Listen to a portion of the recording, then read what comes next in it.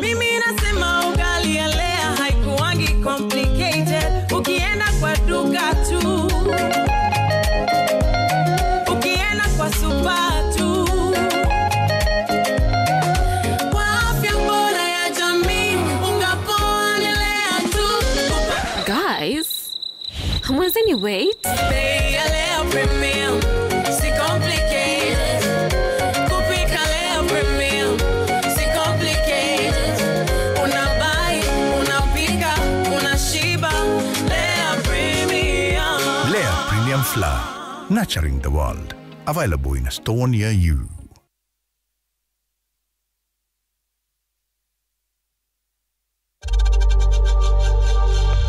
We know times are tough, so save money by buying airtime from M-Pesa to any network with zero transaction fees. Dial *487*2# and get your airtime PAP with zero transaction costs. We love to share our cultures, and the one thing that unites us all, that celebrates precious moments, We all know the more the milk, nurtures our Kenyan spirit, welcomes and even inspires. Our language does all of this and more. The more the milk, the better the chai. Chai Kweli in a Brookside Dairy Best.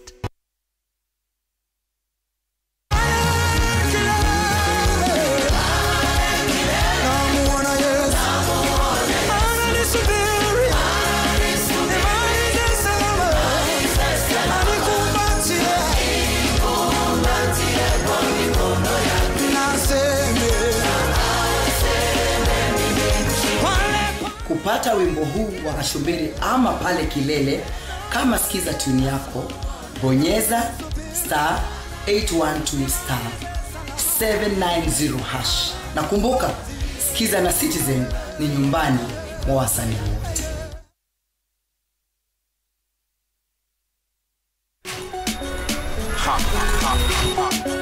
Sikia, ni juicy. Flavor zote tamu tena fruity. Yummy na flow kama maji, juu ni tamu kama sali. Ni juicy. Are you bored? Kuna vitu zinakuudhi, usijali my bro, ibu kama taka juicy juni. We take risks from the moment we are born. Our first steps carried with them the fear of falling. But we knew the safe hands that protected us wouldn't let that happen. The first time we learned a new skill, we had the confidence to keep going because those safe hands were right beside us. And as our businesses grow to new heights, carrying with them greater risks, we continue to look for those safe hands. With Mayfair Insurance, you're always in safe hands. We provide security and protection to grow your business across countries in Africa, worry-free. Whether you are a startup, an SME, or a corporate, speak to Mayfair Insurance. We have been providing one-stop tailor-made innovative insurance solutions to clients across multiple countries in Africa. Mayfair Insurance. You are in safe hands. Ndoa ni kuvumiliana. Mara sote mzee, mara sote familia. Life ni pressure. Lakini na one tap, babe sorted me out.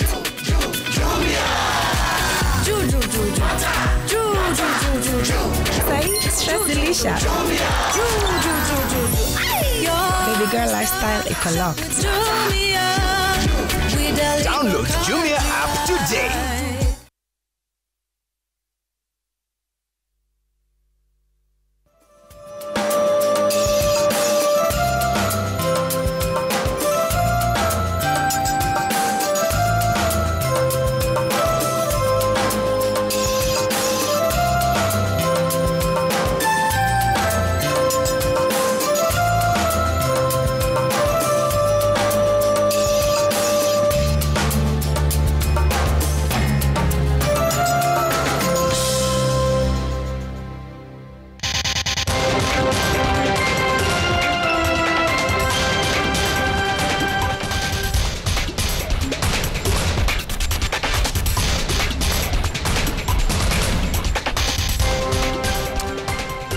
No doubt there is regional correspondence in the promulgation of totalitarian clampdown on the institutions of democracy in Jumuiya ya Afrika Mashariki.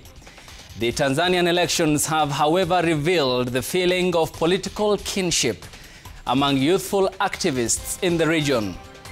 Their grievances have been years in the making, as was the case in Kenya in 2024 and in Tanzania recently. Tonight on the bench, beyond the symptoms of the Tanzanian polls, we ask whether they are the right prescription to the deepening state of democracy in Jumuiya. On the bench this evening, Mohamed Abdullahi, law student, Tatiana Gisheru, who is digital advocate at the center of the demonstrations in 2024. Grace Bahati is a member of County Assembly, Cheleni Ward in Machakos County. Philip Pande is Youth Inclusion Advisor, and East Africa's Youth Rising, the chapter on the bench tonight. I am Ayub Abdikadir, and here are the top stories this evening.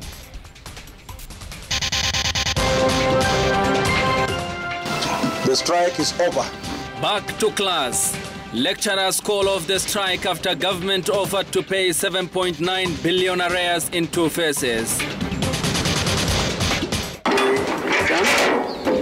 More exam cheaters nabbed. 12 examination officials arrested. 11 phones confiscated over examination malpractice. Trailing lost billions. 5 million shillings in cash seized. Land, motor vehicle paperwork carted away in a raid on Sports Ministry officials. Graft in Education Ministry. 1.1 billion shillings lost to ghost students through capitation as Ministry orders for closure of 10 schools. Liz Otieno is our sign language interpreter. Thousands of students in public universities across the country are set to go back to class after lecturers and university staff called off their strike that had lasted for 49 days.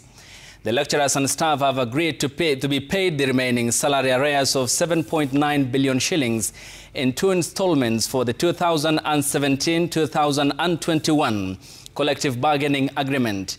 The first installment will be paid this year, with the government promising to immediately begin negotiations for the 2025-2029 salary review.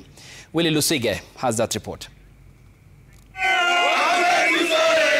The government and unions that represent lecturers and teaching staff in public universities, WASU and KUSU, have signed an agreement outlining payment of 7.9 billion shillings in 2 installments. Kenya shillings 3.8 billion in November, but not later than 31st December 2025.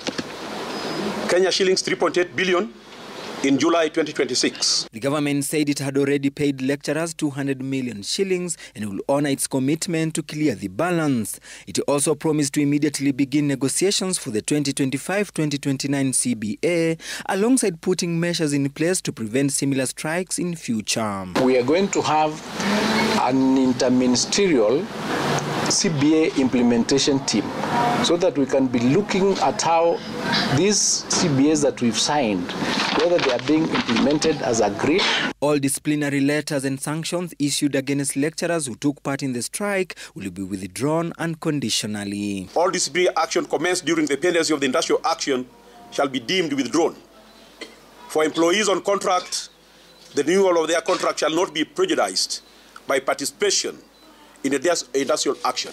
The Ministry of Education has announced that classes will resume on Monday and measures have been put in place to recover the time lost during the strike. We've agreed that they will rearrange their programs and their calendar to ensure that the students will recover the time they've lost without it being a stress on the students or at any extra cost.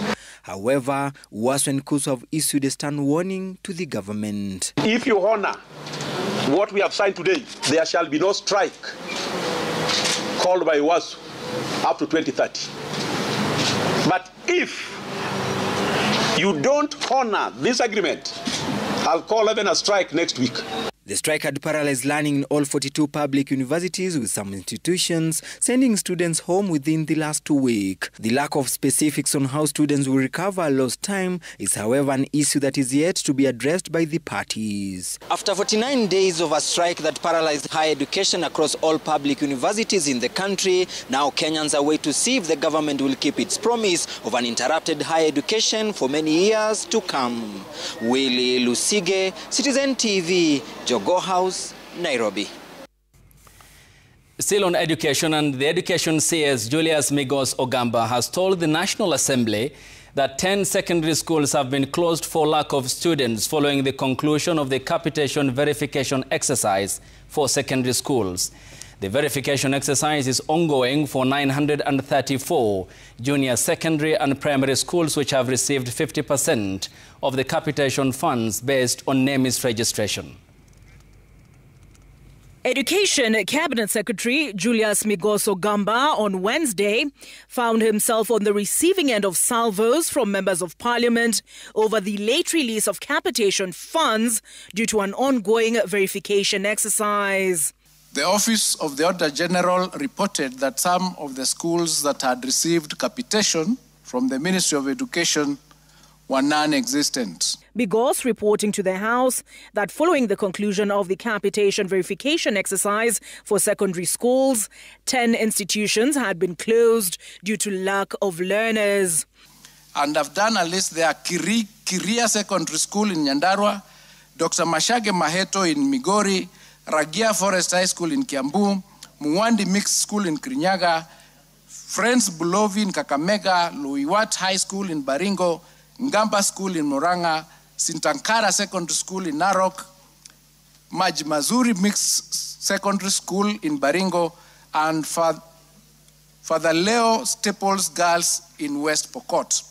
Ogamba telling members of the National Assembly that the verification exercise for 934 junior secondary and primary schools was still ongoing, but that the schools had received 50% capitation based on NEMIS registration. Members of Parliament, however, called for the interdiction of ministry officials following the revelation that 10 secondary schools found to not have students had presumably been receiving capitation funds. They must be knowing the accounts. They must be knowing the signatories. Mr. Speaker, the Ministry of Health recently came in and did arrest those people who have been stealing sham money. Ogamba telling the MPs that the EACC is seized of the Auditor General's report that triggered the verification exercise in the first place. When we asked the teachers why the schools closed, they said there were no students. So now we have to go back on the records and find out previously, has money been released to these schools so that we can determine whether there is fraud or not. What the Auditor General did, which was sampling, because it was a forensic audit, that data is already with EACC and they're already undertaking that exercise. Ogamba was, however, hard-pressed to interdict ministry officials implicated following the verification exercise. You have officers of your ministry in each and every county who have a duty to keep and update records of schools continuously and furnish to your ministry. That money, public resources have been wired to non-existent schools for non-existent students. How many of your officers have you interdicted for doing this criminal act? According to Ogamba, 10 billion shillings has been disbursed to free-day secondary schools, 5.1 billion shillings to free-day junior schools, 1.7 billion for free primary education, for a total of 16.5 billion shillings disbursed. The undisbursed amount from that verification exercise to date stands at 1.2 billion.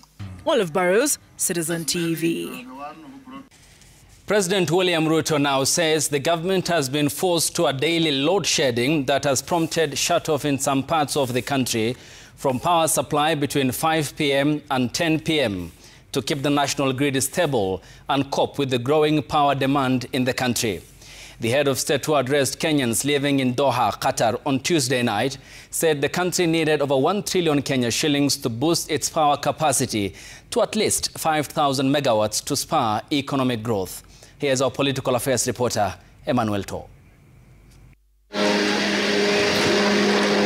His meeting with Kenyans living in Doha, Qatar, set the stage for President William Ruto to lift the lead on what he says is an acute shortage of power in Kenya, which he revealed has led to daily power rationing. Today, in Kenya, jioni between 5 and 10 p.m., we have to do load shedding. We have to shut off some areas to be able to power other areas because our energy haitoshi. One data center requires 1,000 megawatts. Na tuko na 2,300.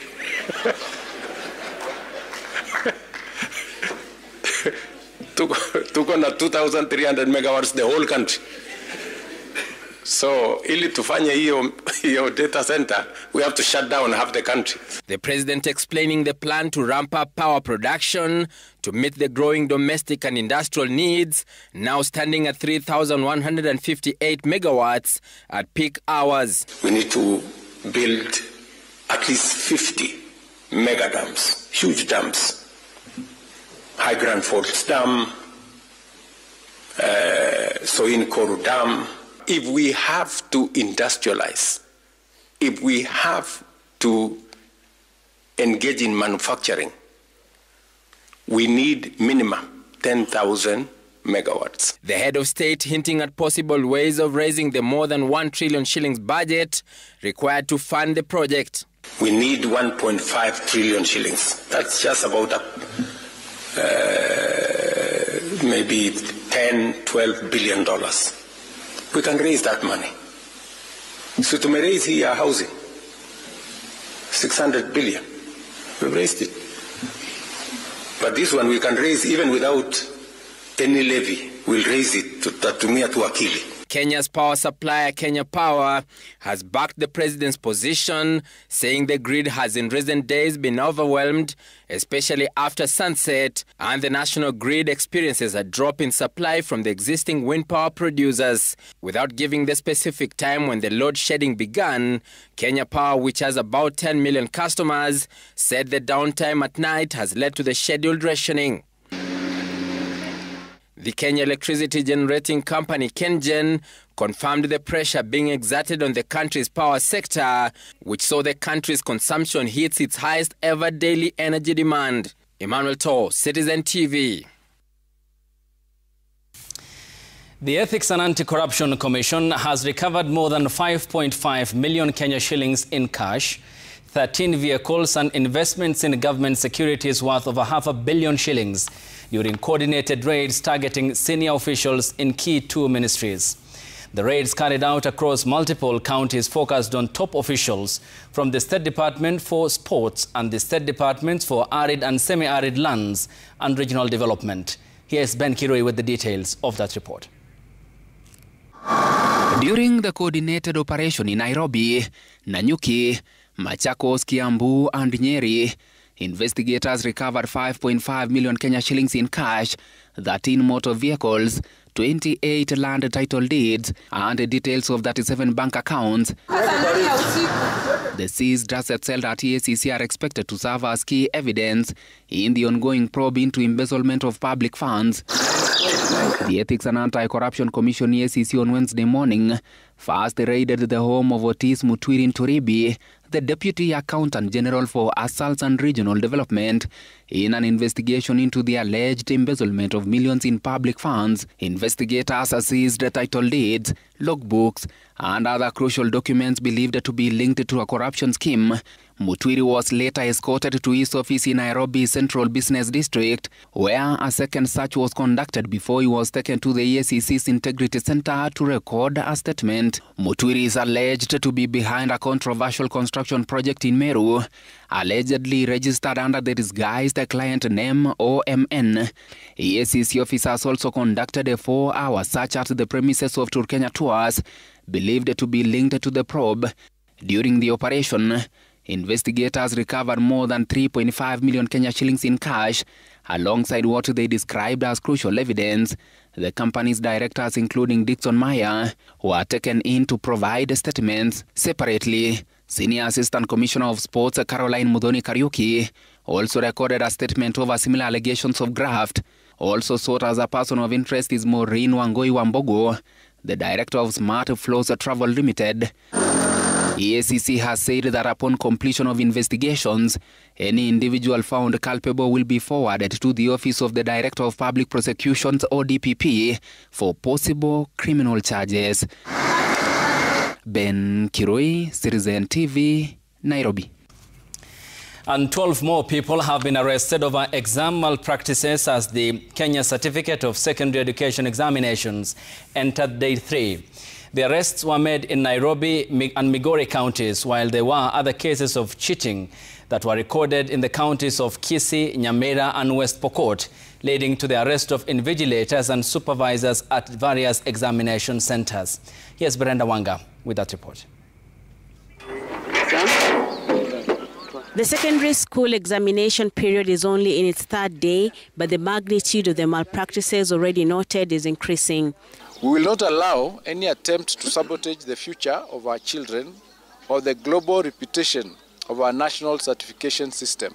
Today, security and Kenya National Examination Council officers tasked with monitoring and maintaining the integrity of the exams recorded malpractice cases at the Kenya Muslim Academy School in Huruma, Nairobi, Ugari Mix Secondary School in Migori, and Itumbe DOK Secondary School. In Nairobi, the officers arrested a university student found impersonating a Form 4 candidate sitting the exam. Preliminary investigations show that the university student, who has since been arrested alongside 5 invigilators, the center manager and the supervisor, was paid 20,000 shillings to impersonate a candidate at the school. In Migori, 2 teachers suspected to be board management teachers, a center manager and a supervisor, were arrested over cheating claims.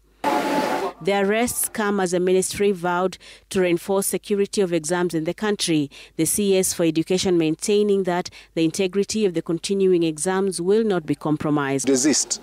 Where criminal action will be taken against these individuals, whether it's a teacher or somebody from the ministry, will be deregistering those teachers even after criminal process has been taken against them. The people who are involved from the education sector will never be allowed to work again in the education sector, and both their lives and the lives of the children that they've destroyed will have been affected. The assurances notwithstanding, early exposure of the exam in some schools continue to be reported. In Nyamira, police and NEC officers have arrested all invigilators and supervisors stationed at the Itembe DOK Secondary School after chemistry paper 2 theory exams were found circulating online prior to the exam. The papers had security features indicating that they were destined for the school before they were leaked. All mobile phones at the center, totaling to 11, were also confiscated, while those arrested have recorded statements and are aiding police with investigations. Other cases of malpractice have been reported in West Pokot, Kisii and Nyakach. These cases and arrests add to 27 that have been reported since Monday when the exams started nationwide. Brenda Wanga, Citizen TV. And the push for the Orange Democratic Party's unity dominated the late Raila Odinga's memorial service in Homa Bay County, an event organized by the party to remember its leader. The party leader Oburu Oginga and the national chairperson of the ODM, Gladys Wanga, rallied the Lakeside region to fully back the party and uphold the broad-based arrangement and the wishes left by Odinga before his demise in India. Here's our senior political affairs reporter, Stephen Leto. Songs and dances dominated Raila Odinga Stadium in Homa Bay.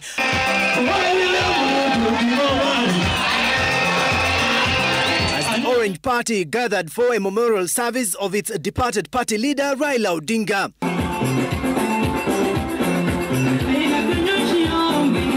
ODM supporters stand up to remember the former premier who led the party that withered many political storms. Stability of the Orange Party and its numerical strength ahead of the 2027 general election, a key issue here, with party leader Oburu Oginga moving to rally the Orange supporters to register as voters and boost the party's numbers at the ballot. I'm also pleading with you, my people. Last time, you did not register as it should be. And I'm urging you, registration is coming. Please, my Gen Z, my age mate, my Gen Zs, please register as voters. The question on which way ODM, particularly its stand on the broad-based government arrangement with President William Ruto's UDA, was also in focus. We will remain in support of the administration of Dr. William Samoei Ruto. We will remain inside the broad-based government because that is what we agreed with Baba. And come 2027, ODM will either form government as a party or be part of the coalition that will form the next government of the Republic of Kenya. ODM itakaa ndani ya serikali ya broad-based mpaka 2027, na hiyo ndio position ya ODM. Sisi ni ODM na ODM ni sisi. Mimi wale wanasema that we should throw away our friendship which is broad and covers all Kenya to look for a few friends, au wanatupoteza. ODM Deputy Party Leader Simba Arati led Raila's memorial in Nakuru County, expressing support for the broad-based government until 2027. Hata kama tuko katika hiyo broad-based, dhuluma hatutakubali. Hatutakubali, lazima haki ifanyiwe kila moja. Na tumesema tuko hiyo broad-based mpaka 2027. Ndiposa kila mtu ajipange kuelekea mbele. The ODM Deputy Party Leader adding that the broad-based government arrangement must respect the 10-point agenda that was set out, and any lack of it will water down the arrangement with UDA. Hata kama tuko katika hiyo broad-based, dhuluma hatutakubali. Hatutakubali, lazima haki ifanyiwe kila moja. Stephen Leto, Citizen TV. Let's head